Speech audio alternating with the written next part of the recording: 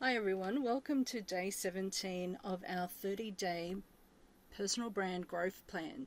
So we're looking at action step 7, devise your signature IP and copyright. And within our 30 days, we have 3 action plans that we're covering off. First action plan, first 10 action steps, brand yourself action plan. Second 10 days, the 10 action steps are from the Brand Yourself the Expert training program, and the final 10 days are the 10 action steps from Brand Yourself the Authority. So today we're looking at devising your signature IP and copyright. And your goal for your personal brand really should be to leverage your current professional profile and position your personal brand strategically and systematically as the expert in your field. So you can build a powerful brand, create a brand that attracts opportunities, develop a personal brand that reflects your potential, your goals, what you're capable of, differentiate your brand, as well as brand yourself as the expert in your field. So my name is Rachel Quilty. I'm a brand strategist, and I authored a book 10 years ago called Brand Yourself, launched in the US.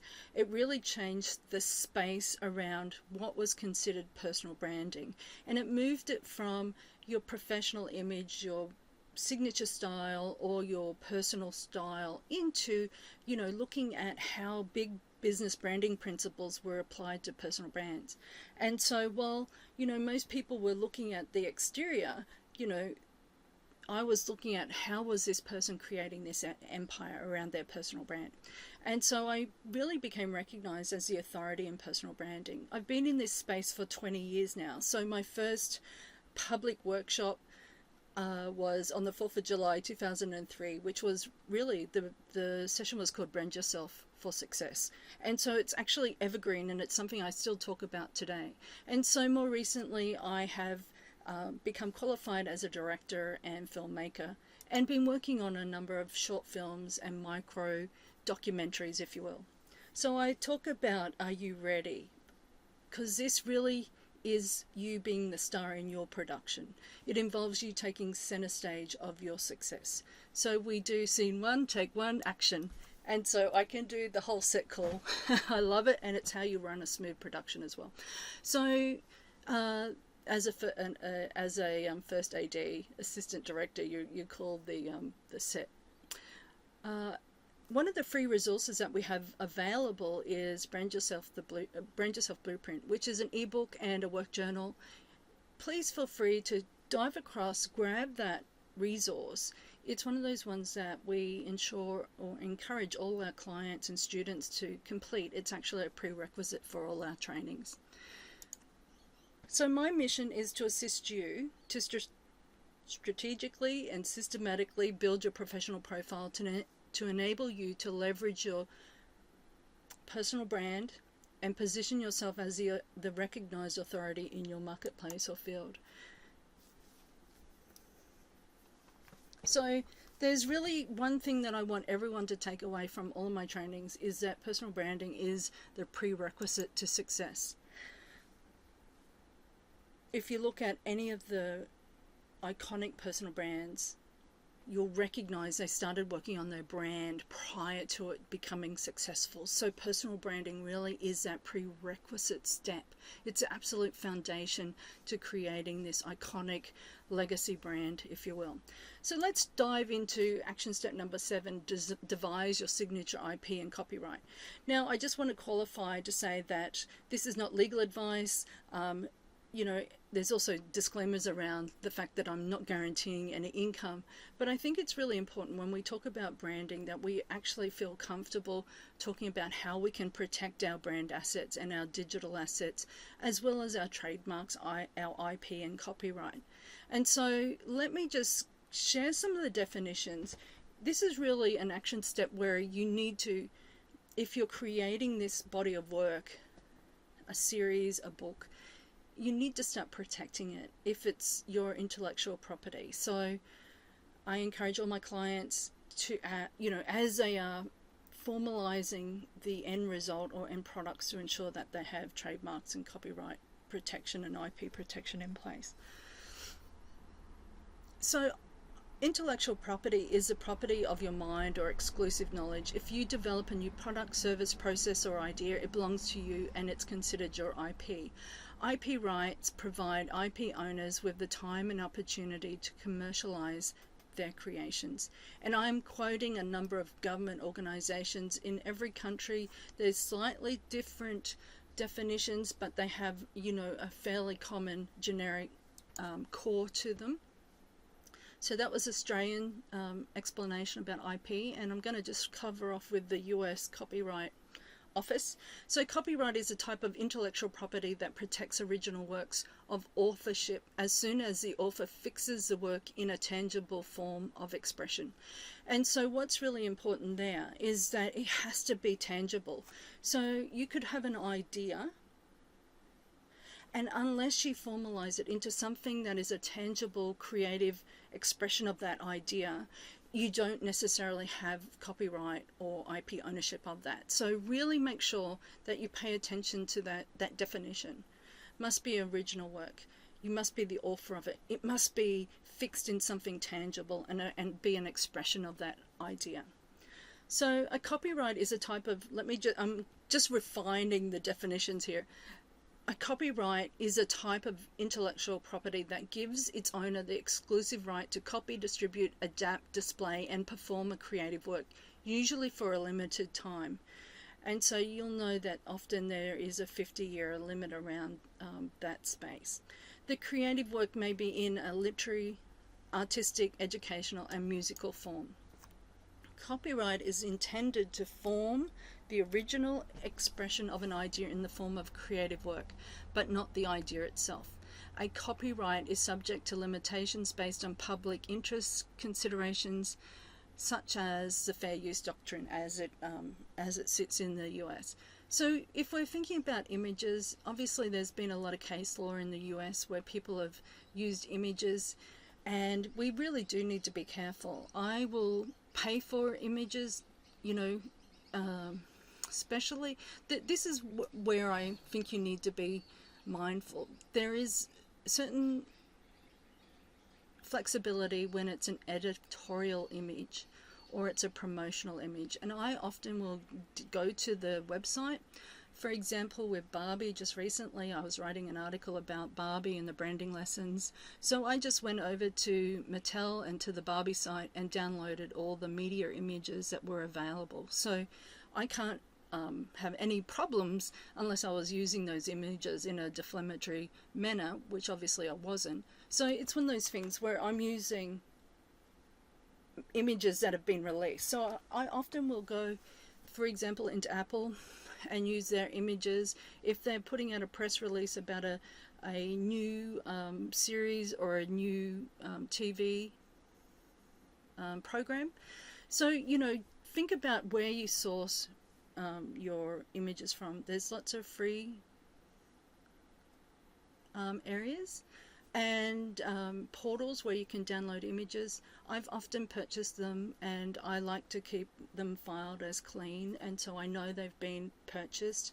And the other thing that you need to be thinking about is if you're using images where it might be a landmark, and there's certain fair use doctrines in the US and other places where that's quite acceptable. However, you need to be thinking about if you're going to create something, an image, and use it for a commercial purpose where you're earning an income, it's the cover of a book or a magazine or whatever the case may be, and you're actually earning an income, you start to step into these really important copyright areas where you need to go and seek legal advice. So signature copyright. We look at a novel, a poem, a photograph, a movie, lyrics to a song, a musical composition in the form of sheet music, as well as a sound recording, a painting, and the list goes on, and that's just been referenced from the Business Queensland government site here in Australia. So I do have copyright, I do have trademarks, there's IP around the creation of my system and my training programs because they are unique and obviously they are in a tangible form. And so it's not so much that every idea is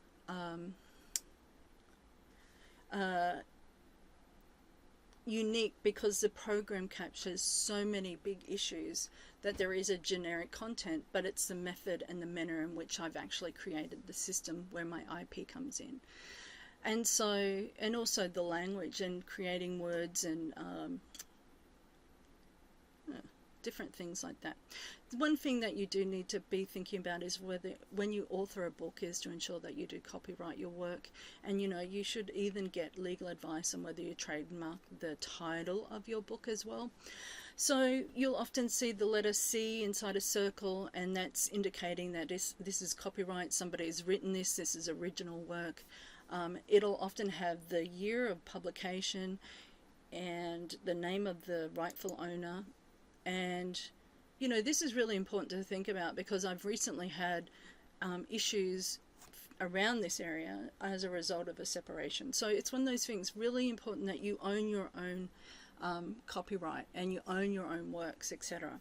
So really important, if this is in a downloadable file, that you ensure that there's a copyright mark attached to it. Okay, so a trademark protects your unique brand, distinguishes your products and services. There are different types of trademarks available to suit your business, and you know, you need to go and have a look at the various government sites around the world about your IP, intellectual property. And you can see here, I've just brought up a couple of images. So my book is copyrighted to myself, you know, trademark JumptheQ in the US and Australia, and that's about to be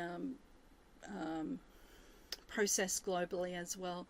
And so there's little images and icons within my trademark, within my logo, that are being trademarked as well. So, and obviously some of the titles of the books will become trademarked as well. So it's one of those things, it's ongoing, and you know, the US is great, it's 10 years, Australia's 5 years, and you're renewing your trademarks, etc. So like I said, sometimes your content is unique and you want to make sure it's copyrighted. And so I'm going to close off with that, just to say it's really important, part of your brand. You need to protect your brand assets. And tomorrow we're going to look at action step 8, decide your signature business model.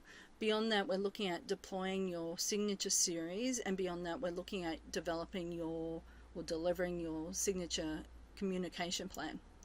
So as we end off, I encourage you to head over and grab our free resource, Brand Yourself Blueprint, download the ebook and the work journal, complete the work journal like I said.